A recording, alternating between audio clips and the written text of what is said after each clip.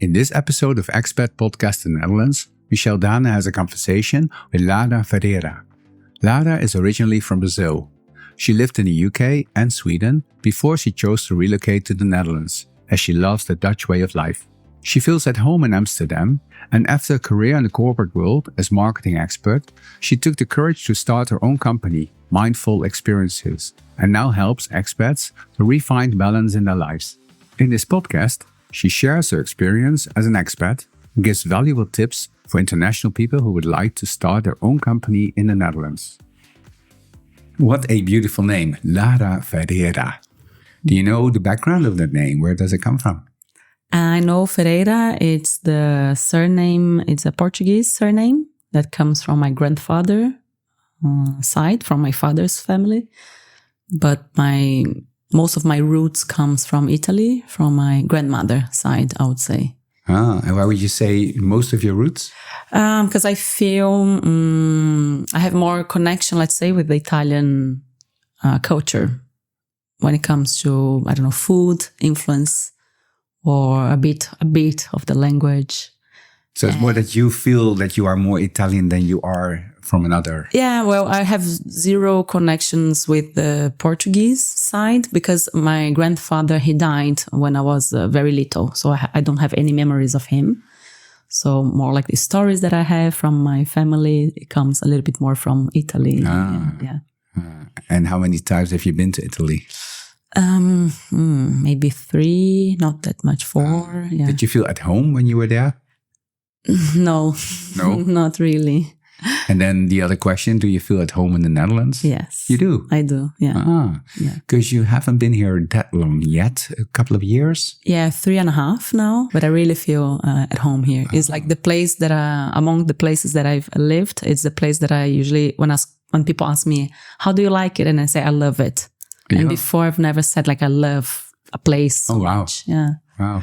And would you be able to sort of define what it is that makes you feel home here? It's really a mix of some cultural, I think it's a mix of the lifestyle, especially with the bikes. Like I've always liked cycling for like fun, leisure, not like as a sports. And also other aspects of the lifestyle, like I've always also liked boats. I don't know why. I like directness. So that people are very direct in their speech, is what you mean? Yeah, I mean, not because as a Brazilian and coming from this Latin culture, you have to be a little bit of a people pleaser and you do some rounds, you go around in the conversation to get to the point. And here it's just like yes or no, or I like or I dislike. And that makes things much clearer. And then that's it, you know? Yeah. We're famous for that. Yeah, I know. And you like it, it seems. I like it, yeah. Are you the same way? I'm becoming that more. Oh. I wasn't because I was adjusted for my environment. Right. And now I'm being a little bit more. But it's something that you like, so you'd like to learn. Yes, I like that. And I want to be, maybe I think inside I am like this.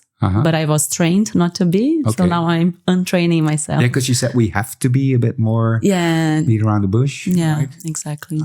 Is that part of culture, you say? It's part of the Brazilian culture, right. Yeah. Right. And whereabouts are you from in Brazil? I'm from a city close to São Paulo. The name is Sorocaba.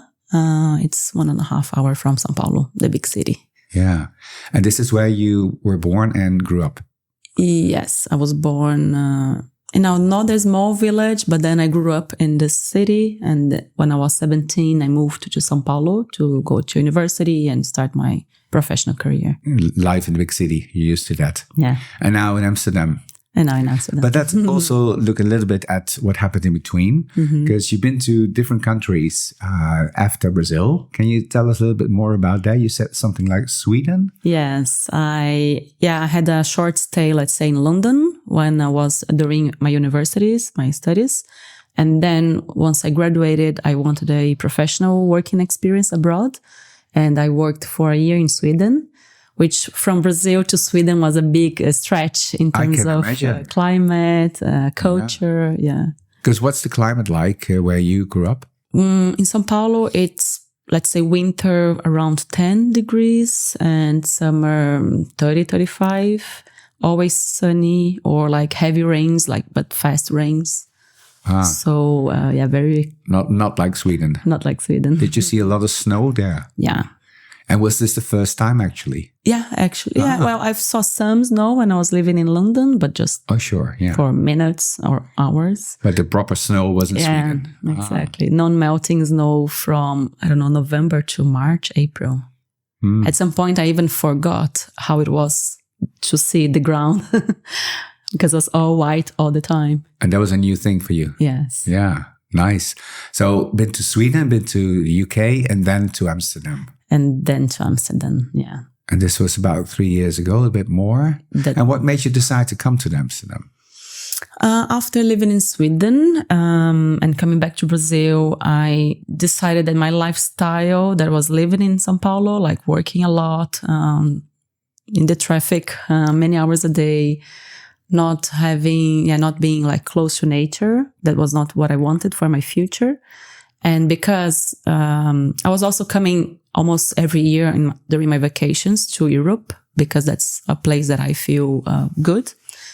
And it's interesting how in 1-2 hours you can be in another country and get to know another culture, climate, food, and so on. So I was like, I really want to live more like permanently in Europe. And then I was mapping like what are the possibilities. Climate-wise, I already wouldn't consider like the Nordics. But also the South for work is a bit harder to find a job. So I was looking more like Central Europe, mostly the Netherlands, because as I mentioned, like cycling, being able to commute or use the bike to go to groceries or even like partying, it's something that for me, it's like the ultimate experience. It ticked a lot of boxes there. Yes. Yeah. So you actually decided to go to Amsterdam. Yeah, my goal was Amsterdam or the Netherlands? First Netherlands, but then Amsterdam, because I like living in a vibrant big city, and I was used to São Paulo, which has like 20 million people. That's more than the whole of the Netherlands. I know, yeah. Wow. So, just talking about differences, wow. So I thought, I think the bigger and the more international environment would be a nicer fit for me. Yeah, I understand. So then you just out of nowhere, you decided, let's go to the Netherlands and let's start a new life there. Is that how it went? Yes and no. I was applying for my Italian citizenship. And once I got it, it was exactly during COVID, when COVID hit. So my mid-long-term plan was to move to Europe/Netherlands and then... And Italy was the let's say, natural entrance then? Due to my family background, yeah. Okay.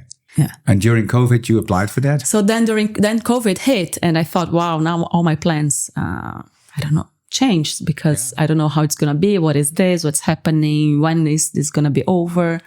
But then I also saw the opportunity of that, which is now all the job interviews are taking place online instead of being in person. So before, my plan was I would resign, move to the Netherlands, and then apply for jobs while being there. So I can go to the interviews. So then I could go to the interviews. I see. But because everything was online, I was like, I'll just start applying and see what happens. Have the interviews there back home and pick the one that I can do. Yeah. So I was then in Brazil applying for jobs here. And then eventually I got a job in marketing in my field in a very nice big company. And I was super happy about that. Wow. Successful. Yes. Yeah. So then you arrived here. What was your first real impression of not so much being here as a tourist, but actually living here? At first was a bit tricky because it was still during COVID time. So we couldn't go to restaurants or there were a lot of restrictions. But it was summer. So I was just taking the bike and exploring the city and being out there. And I was amazed. It's like Wonderland. Really? Yeah. Do you remember? Can you describe what you saw and what you really enjoyed that time? Yeah, I was going to forests. That you like so much, being or just nature? Parks, and cycling around Amsterdam Symbols, for instance. And I was like, wow, this is paradise. Really? I can in 15 minutes be in such it feels like in the middle of nature, but it's also very close to the city. It wasn't like that in Sao Paulo? No. Oh, you had to really travel. Yeah, there is one big park, not maybe the size of Vondelpark in Amsterdam. Uh-huh. But that's it. Otherwise, you have to really leave the city like 1.5 hours by car or so. But on the other hand, I think many people will be surprised to hear that there is nature really in the Netherlands. Because many people think that there's a lot of just urban areas, but that's not the case, you say.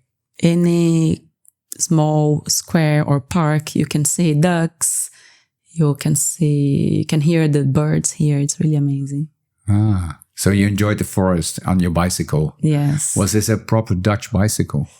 Actually, that's also an interesting story. I brought my bike from Brazil. Okay. But I bought in Brazil a city bike, like Dutch style. Okay.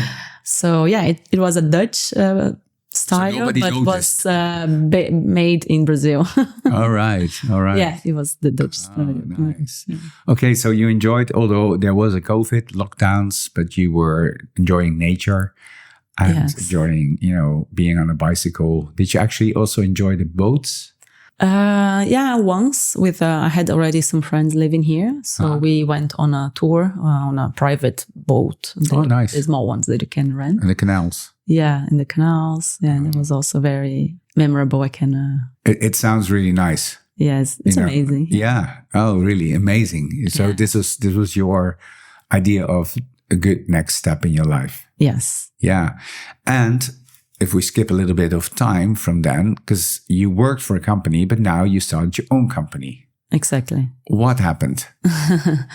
So I'm asking because it's not an easy thing for many people, That's why I'm so happy to talk about this with you, because starting a new company is not a minor thing for people, right? And doing this as an expat is even harder. And you did it. So I'd like to hear how you managed to get that all organized. Yeah. Can you tell us a bit about that? Yeah, it all started 10 years ago when I was already unhappy, or I knew I wouldn't like to work in corporate for the long run. And I started mapping what would be other possibilities and alternatives. At the time, I couldn't find one specific path. But then, 10 years later, and after exploring even more about it, after overcoming a burnout and really connecting with my life purpose. So once I had clarity about that, then I decided, okay, now it's time for me to go to the next, make the next move and go to the next phase of my life, which is to, create my own practice, my own business as a coach and guide people who have been or are going through similar situations to become their best version of themselves. Nice. So it was not so well planned as. Because just in between, you mentioned something that also raises questions, of course. You say you had a burnout. Can you maybe tell a little bit about that? Because I know that many people suffer at least signs of burnout. Yeah. Can you tell us what happened to you? And also, because you mentioned how to overcome that, share a bit of what happened to you? Yeah, of course. I think for those who work in corporate, in business, especially, I don't know, maybe big companies, there is a lot of pressure, there's a lot of workload, and more, I feel, based on my own experience and my friends' experiences as well. And at some point, you have to really have clarity on what you want for your life. Otherwise, if you don't have that answer, or if that answer is not connected with what you're doing, then if you stop seeing purpose on what you're doing, or then you don't have motivation, and then everything becomes heavy. You lack energy, you lack motivation. You start seeing your health declining, and that's how I started understanding that something was really wrong. So the first signs was my physical health. I was having sleep disorder issues. I was having hair loss. Every month I would be having a flu or a cold or sore throat. So my body was telling me that something was not working well. And this was in the Netherlands? That was in the Netherlands. Yeah. Right. Yeah. Okay. So you saw those signs that something was not going well. Exactly. Well, it was not being in the Netherlands, I guess. No, it was nothing to do with it. My personal life was all good. I was happy. Even before that, I had divorce. Okay. But I was, I had overcome that. But it was really about my workload, feeling stressed, tired. You could identify that this was the reason. Yeah. It was not being here. It was not. No, I was super happy being Okay. here. And, so it was really the work. Yeah.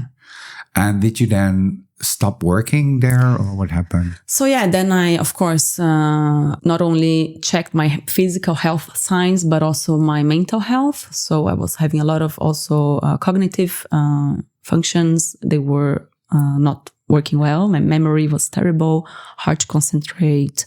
I was having at some point even some sort of panic attacks. So I went for doctor advice, and and also a specialist, psychologist specialist in burnout for expats, because I also wanted to, someone that I could, that could understand my situation as an expat, not only just a regular psychologist. It's good to know that they are there. Exactly. Right? Specialized in expats who have this kind of signals. Exactly. Because apparently there are some, let's say, patterns that expats go into when going to a burnout. So it's interesting to... That was something that you found out later, or did you already know that? I found out during this therapy process. Okay. Yeah. That they educated you about that apparently you were an example of what happened more. Exactly. Right. Because what happens as expats, our work, it's really like the main reason why you are where you are.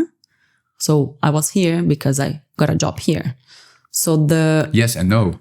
You were here because you love to be here. Yeah, my main motivation was my personal life. Yes. I wanted to live here. Yes. But the way I managed It was a means. It was a means, Yes. And if that means is not there anymore, you don't have any other support, because you don't have yet a professional network that you can easily depending on your work. Somehow you feel dependent on your work. Yeah. And especially in some cases, if it's like families, and then the partner maybe is not yet working, and then the whole family is depending financially on that.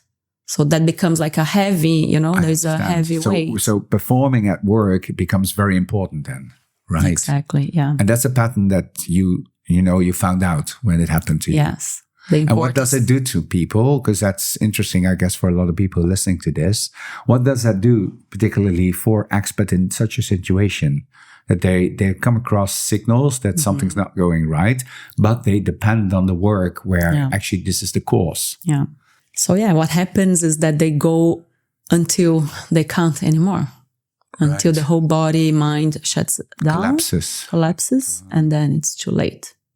You were fortunately not there yet. Fortunately not there yet. I was almost there. Especially the last, let's say, symptoms were the panic attacks.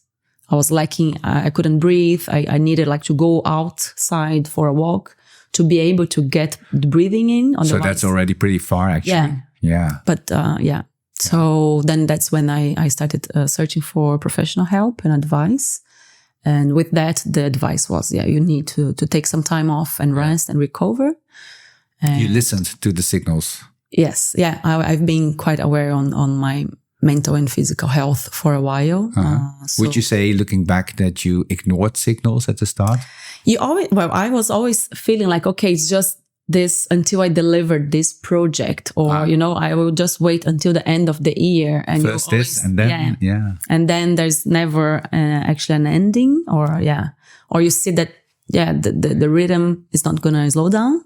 Right. So, Looking back on that, do you think that you could have done it better?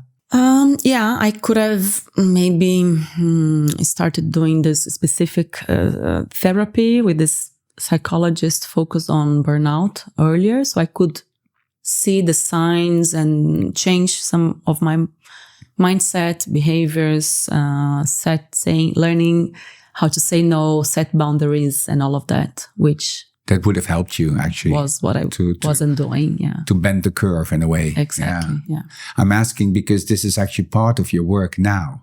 Exactly. Right. Now I guide people on how to do that and prevent a burnout or improve their mental health and overall wellness. Yes, and listening to that, I'd say it's such a good thing, looking back on it, that you've done it yourself. You've been through this yourself because you know what you talk about. I guess that will make a difference for people. Yeah. I hope that... You've been there. Yeah. And you survived. Exactly. Did it make you stronger? Definitely. Yeah? Yeah. They say if it doesn't kill you, it makes you stronger. And that's the case? Yes, and also much more aware on my standards. And is that the main benefit that this happened, that you are more aware? I think there are so many benefits, but one of them... Can you mention a few? Nowadays, I can be even more aware of my body and emotions and set myself to a better wellness. Like I know that when I'm pushing myself too much, I know I have to slow down because I know what happens if I don't. I know. You take it seriously now. Yeah. Yeah. Now I'm much, much more aware of. No more postponing. No. Like first this and then. Exactly. Yeah. Or just accepting that maybe things will take longer, or adjusting my own expectations instead of just pushing too much. I understand. And you said something like saying no? Mm-hmm. What does that also mean? Important. It's part of setting boundaries. So if I don't want to do something because I have other priorities, or even if my rest is my priority, then I will say no to something or to someone. And before I would just make a way to squeeze everything in my agenda and do 3, 4, 5, 6 things in a day and be everywhere all the time and no time for rest at all. And is that the pleasing thing that you mentioned before? That's part of being a people pleaser, which comes from Latin culture. Yeah, would you say there's a relation there? Definitely. Yeah. So being in a country where people are easily saying no because they don't scare away from being very direct and sometimes even blunt, that is even a good thing for you now. Exactly, it is. So it's your school. It is. It's inspiring, and it allows me to do so, which is something that I've never done before. Right. That is personal growth, right? Definitely. So actually the country in this particular case helped you to get through that kind of growing phase. Yeah. That's really nice to know. Yeah. Is that also the way you look at it? Yes. I look at my life here now, also, especially after the burnout, as the perfect place to practice everything that I need and to be myself, my true self. So that's also part of my journey, my personal development journey, is to find out who I am in deep down. In your core. And in my core, and be that person. Allow myself to be that person. Nice. That's really nice, the way you put that. And you said before, help people to become the better version of themselves. Mm-hmm. Are you now the better version of yourself? I think I'm almost there. Also, okay. I feel it's an never-ending process because we can always learn and improve. But I'm the best version that I've ever been. Yeah. That's really good to know. Yeah. And on top of that, you are now making an effort to help others to get to the same state. Mm-hmm. Exactly. And how does that go? It's really amazing to see when you have a call, a session with a client, and they realize things in such, maybe in half an hour, how much they were a pattern that they've been following or a behavior that they have and that doesn't make sense. And by just having a conversation, they realize that, and they instantly already start changing their own, creating their new patterns or new behaviors and personality. And that can really make a difference in your daily life. So this awareness. Awareness is key. Yeah. Yeah. The first step of any, I would say, personal growth journey is to really be aware of your strengths and your pitfalls, and then you decide what you're going to do with that knowledge. Yeah, I see what you mean. And then if you connect that with your own process, then you needed signals from your body and your mind that something was going on. You need to become aware of something needed to be changed. How does it work for your clients, you say? Are they also in that state that they need really change, or are they more in the preventative stage, let's say? Most of people, they know they want to change something, or they are very unhappy with some aspect of their lives, but overall they feel more lost or stuck, and they don't have clarity exactly what it is.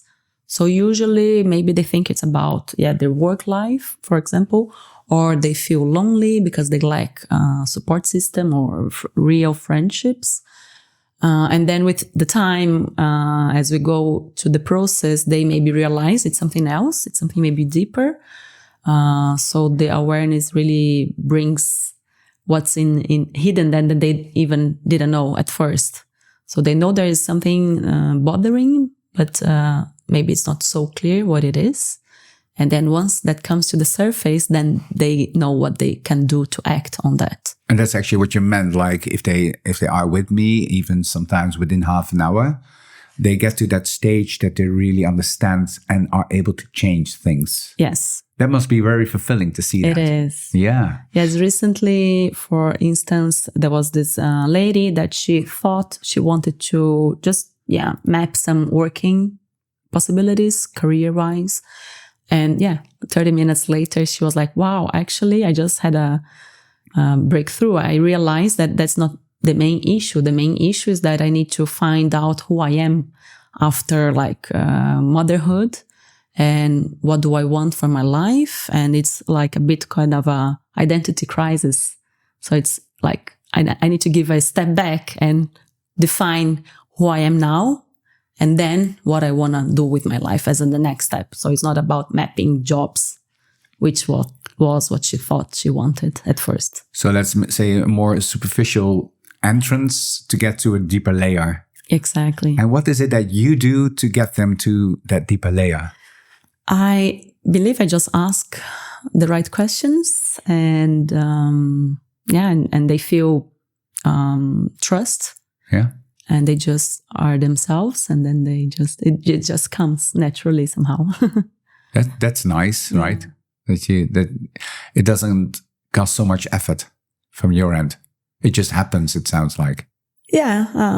Somehow, with the right techniques, of course, of coaching and being really present, and also making the person look at not only that, open a little bit their perspective, not only with the mind, but also listening to their body and connecting more with their emotions and their heart. So all of those three elements combined make them, even more aware to go deeper. I see. And this is, because that wasn't really clear for me yet, this is especially for people who look a lot like yourself, who are not originally from the Netherlands. They live maybe that's expat life, and they face this kind of, how would you call this, challenges? And this is also your, if I call this in business terms, a target group. Yes, usually anyone who's going through life-changing situation, such as just moved abroad or are recovering from a burnout, or had children, or going through a divorce. So usually those moments makes us to reflect on the future. And then sometimes we feel stuck. We don't know what to do, what we want. So usually that's some of the... It's intense life events. Yeah. So you're the life coach for life events. That's why I also name myself life flow coach. Yeah, that was a nice name. Can you explain that a bit more? Life flow coach. Exactly. Because I feel like it's important to know how to navigate life. And life is made of ups and downs. So usually we deal well with the ups, but then we don't know so much how to navigate the downs. So that's why I believe having someone to guide you and support you in those flows of life, especially when you have a challenging situation, life event, or you just want to make a change and you don't know exactly where to or how to do it. So then I can guide and be this support person, how to navigate and flow through this. Yeah, you are the guide during those flows, and especially when you get stuck in that flow. Yes. Yeah. And how does it work? People get come to you, or do you go outside somewhere, or how does it go? Most of the times I just meet people organically by being in events, or I organize my own events, some meetups, either online or in person, or through friends of friends and referrals. Usually it's just by having a conversation, and then everybody's facing something at some point. And then I share also my story and how I overcame some different difficult situations. And then, we just go for a virtual coffee and... A virtual coffee. Or a match call, and we see if there's a match. To work, sure. To work is that together. important? Yes, it is. Yeah, for both sides, I would say. So you need to have that sort of personal click. Exactly. Yeah, it's important. Yeah. Especially because I like this like holistic approach. So it's not a mind rational decision. You should feel like in your heart, in your body, okay, I feel good with this person. I feel motivated. I feel confident that she or he can help me in this process. So that's very important. Very good.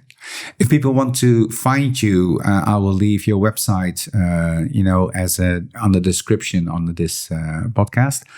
And what's the company called? Mindful Experiences.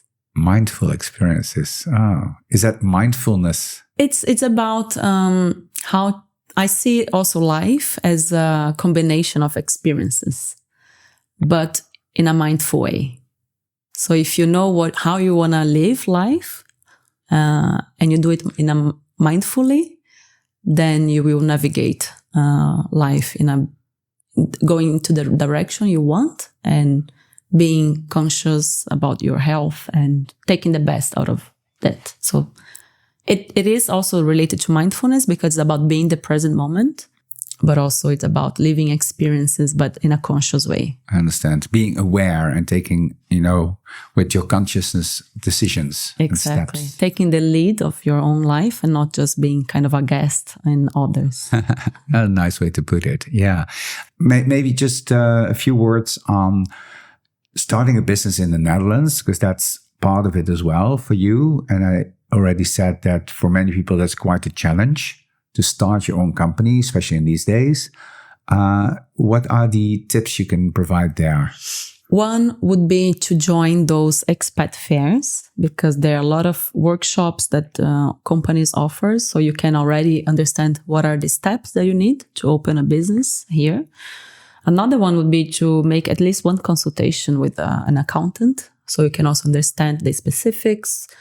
There are some benefits or incentives that you can apply for when you start a business, but not all of them can be suitable for you or for your business. So I think the paperwork part is good to dig in before you actually take action. Is it much? No, it's quite okay. It's doable. It's doable. Okay, good to know.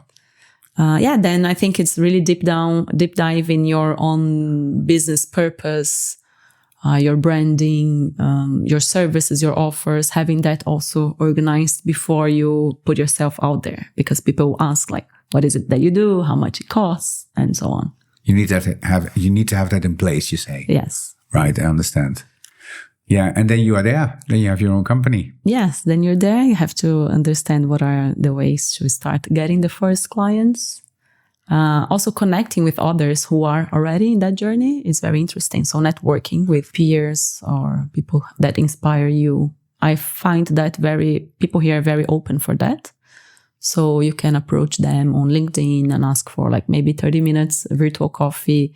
So you can share with me a little bit of your trajectory and what worked for you. And then you get inspiration. You find people are helpful? Yes, I do.